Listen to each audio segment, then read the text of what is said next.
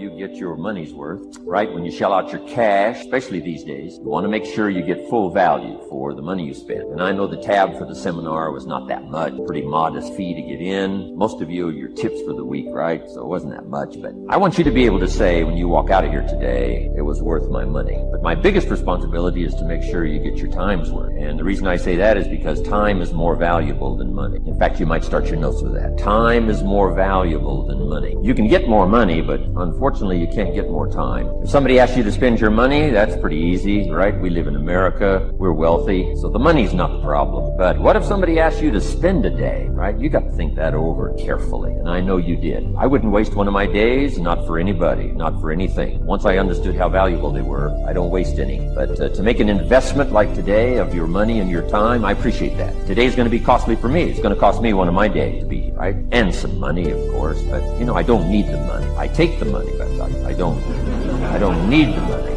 But guess what I do need? The time. So I'm here not to just joke with you. I'm here not to just tell some funny stories and give a performance and walk away. I'm here to give you some value, and I want to make it worth your time. I'm going to invest a day. You're going to invest a day. Let's get the most out of it and see what we can walk away with today. Anyway, for you that have not seen me before, just very briefly, let me just tell you my story. I grew up in Idaho, farm country, southwest corner of Idaho. In fact, my father still lives on the old homestead where I grew up. He'll be 89 his next birthday. Still hasn't retired. I'm proud of my dad. He's never been ill. He's really something. I'm trying to get him to retire this year, 88. I'm telling my father, what a good year to retire when you're 88. And he says, hey, talk to me in 10 years. I might be ready. But anyway, I went to high school. I graduated. I went to college 1 year. Halfway through my second year of college, I decided I was smart enough, so I quit. One of my major mistakes. I should have stayed in school. But I thought, heck, I'm smart enough to get a job. That's what life's all about, right? Get a job, pay your bills, work hard, stay out of trouble, keep your fingers crossed, hope for the best. And I figured I was at least prepared to do that. So I quit college and went to work. A little while later, got married, got my little family going, and I'm out there doing what I thought was the best I could. But about age 25, I'm starting to struggle. I've purchased a little more than I can conveniently pay for on time, and the creditors are starting to call saying, hey, you told us the check was in mail. What's the deal? And I'm getting embarrassed by that. I'm also embarrassed, big mouth me, with all the fancy promises I made to get married. I'm way behind on those promises, and I'm getting discouraged, wondering what to do. And I thought, well, maybe I should go back to school, right? 1 year of college, pretty short on an application. But, tough to go back to school, right? Especially when you got your family going. Time to stay when you're there. So I discounted that. I thought, well, if I, had my own business, that would be the way to go. But, I'm short on money. Too much month at the end of the money. If you've ever been there, that's where I was, age 25. So I had to discount that, and I'm discouraged, wondering, where do I go from here? And then the miracle happened for me. Good fortune came my way. And who can explain good fortune? I don't know. Remarkable things that happen to you at a particular time. Sometimes it's just unexplainable how those things happen.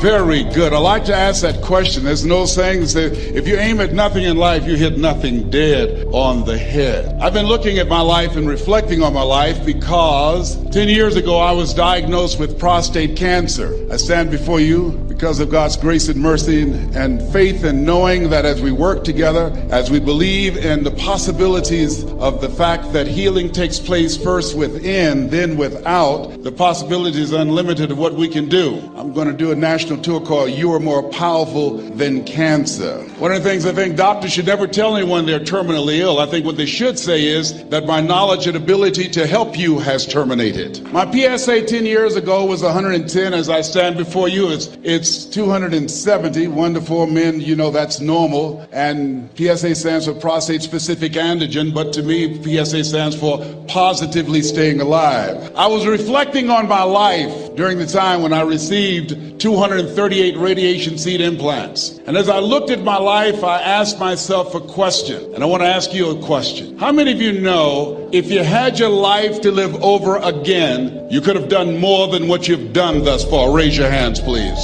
Now, that proves the point of what we do, what we accomplish, what we produce in life is only a tip of the iceberg of what's possible for us. I want you to think about some major goal that gives your life a sense of meaning right now. And as you're thinking about that, I want you to shake someone's hand on your right and your left and around you. Look them in the eyes and say with conviction, you have something special. Do that quickly now, please. Tell them you have something special. Yes. So now, I want you to join me right now. I want you to think about some major goal that you'd like to achieve. Something that gives your life a sense of meaning. Something that will give your life a sense of purpose and direction. My first major goal was to buy my mother a home. That was important to me. I'm adopted. I was born in a poor section of Miami, Florida called Liberty City, in an abandoned building on a floor with a twin brother. And when we were 6 weeks of age, we were adopted by Mrs. Mamie Brown. My mother was 46 years of age. She only had a third grade education, but she had a PhD in mother wit. I feel like Abraham Lincoln, who said, all that I am and all that ever hope to be, I owe to my mother. I saw a sign once that said, God took me out of my biological mother's womb and placed me in the heart of my adopted mother. So my goal and dream was to buy my mother a home, to take care of my mother. My mother was a domestic worker on Miami Beach, and she would go to work, and many days she would take us with her. And we ate the food left over from the families that my mother cooked for. They were very kind and generous people. They would say, Mamie, whatever food is left over after you cook, you can pack it up and take it home to the children, the food that's left over after we eat, and feed those 7 children that you have adopted. Because of their generosity, many nights we did not go to bed hungry because they were so kind and so giving. We wore the hand-me-down clothes of the children that Mama kept. If they were too small, Mama could sew, she would let them out. If they were too large, she would take them in. And my mother was a great baker. She could bake a cake. She could bake a sweet potato pie so good you couldn't eat it with your shoes on. You're going to see the end of it. The Lord have done great things for us. Have you thought about that lately? Have you ever had to remind yourself how blessed you were? That the Lord have done great things for us? You know it's the enemy's job to always show you the negative, but you got to count up the positive and say, you know what? It's not as bad as I think it is. The Lord have done great things for us. And I'm going to go ahead and be glad. I give you permission to be glad. I give you permission to have joy. I give you permission to get your smile back. I give you permission to get your praise back. I give you permission. Some of you have not had permission. You've been locked up. You've been shackled down. You've been bound. You've been held captive by a spirit of defeatism. But I break you loose, and I give you permission right now. I break every bond of your spirit. Well, we are glad. We are glad. Turn again our captivity as you near the streams in the south. Turn it absolutely around until I look schizophrenic. Turn it around until they think I've lost my mind. Turn it around until the last time you saw me, I was laying down crying like this, and you thought I would never get by. And when you come back in the door, I'm laughing and dancing and shouting and praising. God will turn it around. He turned our captivity around. And then the writer says that you can. The writer reveals that the tears were never tears at all. It was how God irrigated the seeds I sowed, that not one tear was wasted. For every tear I shed, I watered a promise. And they that sow in tears shall reap in joy. Now to all of you that I'm preaching to who have not gone through any dark places, this is not your Sunday. You can go ahead and log off, because this Sunday I'm talking to people who have been to hell and back. I'm talking to people who have dealt with things they could say nothing about. I'm talking to people who have grown within themselves, and I'm telling you it was not without cause. They that sow in tears shall reap in joy. I tell you, it's gonna be schizophrenia. You're gonna be sowing in tears and reaping in joy. You're gonna sow it in suffering. You're gonna reap it in dancing. You're gonna sow it in pain. You're gonna reap it in purpose. You're gonna sow it in agony. You're gonna reap it in power.